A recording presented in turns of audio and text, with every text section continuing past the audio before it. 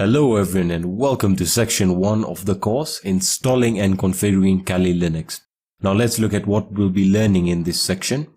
So the first thing that we'll be going through in this section is we'll be learning about how to download Kali Linux and more specifically how to select the correct version of Kali Linux according to your computer's architecture and the way your computer is set up in terms of hardware and software. The next thing we're going to be looking at is installing the virtualization software. So I'm going to show you how to download it and install the different pieces of virtualization software that we have, some of them being VirtualBox and VMware. All right, so I'm going to be showing you how to do that. The third thing we're going to be doing is I'm going to be showing you how to install Kali Linux on these virtualization softwares and how to get them up and running on any of the virtualization softwares that you choose to use.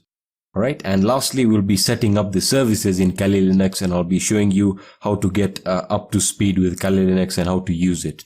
So that's what we're going to be learning in this section, and I hope you're excited to get started.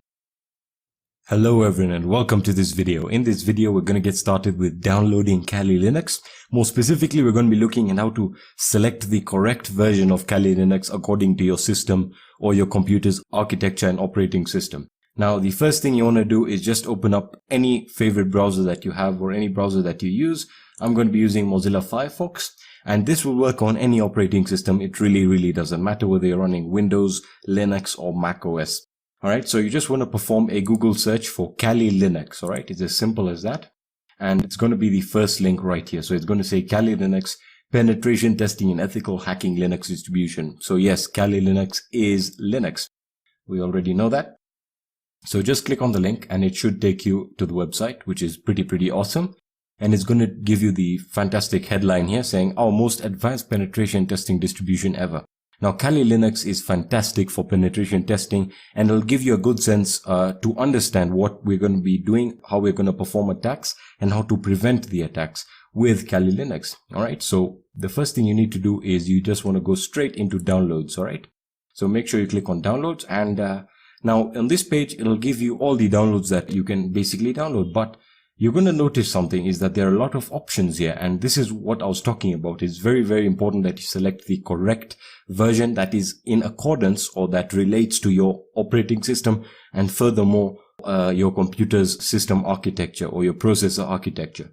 Now, it's really very easy to find out what architecture your computer is running. And the two architectures that we have are 32-bit and 64-bit, right? So you might have heard of them. If you have, there's no need to watch this part. But if you haven't, I'm going to explain to you what this means. So if you're running a Windows computer, all you have to do is just open up your file explorer and you want to go into this PC and right click on it and go to the properties section, and it's going to show you your system. All right. Now in your system, you're going to find something here that comes to your system type, right? So in your system type, as you can see, mine is showing up as 64-bit operating system with a 64-bit based processor. So if your system does correspond to mine, then the option you want to go with is the Kali 64-bit.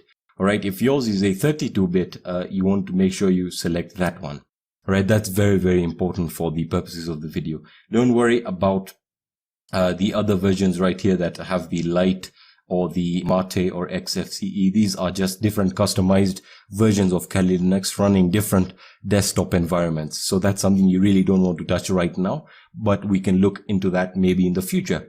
All right. So the Lite versions are just light versions of the ISO that are made to run on the bare minimums. They don't contain any extra tools or the important tools that you'll need. So everything is kind of added on as you want. All right. So it's a very good place to start if you're trying to build or respin the Kali Linux distribution. But for now, we just want to go ahead and download it. So there are two options for the download section. As you can see, you can download it directly or you can download it through a torrent client. For example, you have uTorrent or BitTorrent, or we have other BitTorrent clients like Deluge, that's on Linux, or you have your QBitTorrent, which is multi-platform and great. So if you want to go ahead and download it directly, just hit on the HTTP link. All right. And once you hit that, it's going to start the download automatically and the download prompt should open up. There we are. So it's going to say you have chosen to open and you can save the file. So one of the most important things you need to see is that the fact that the file type is going to be an ISO file, alright? So it's very important to understand that the format of any Kali Linux distribution, for that matter ISO, is in a virtual disk image. We'll be looking at that when we try and install it on our virtualization softwares. Or you can go ahead and download it through your torrent, alright? So if I click torrent, it's going to prompt me to download the torrent, and I can launch it and download it. The size is going to be 2.8 gigabytes, as you can see, for the 64-bit version, and 2.9 for the 32-bit version, alright? And the latest version, as of recording this video, is 27.3. and any updates that are needed to be made in accordance to the version of Kali Linux will be made and updated to the course.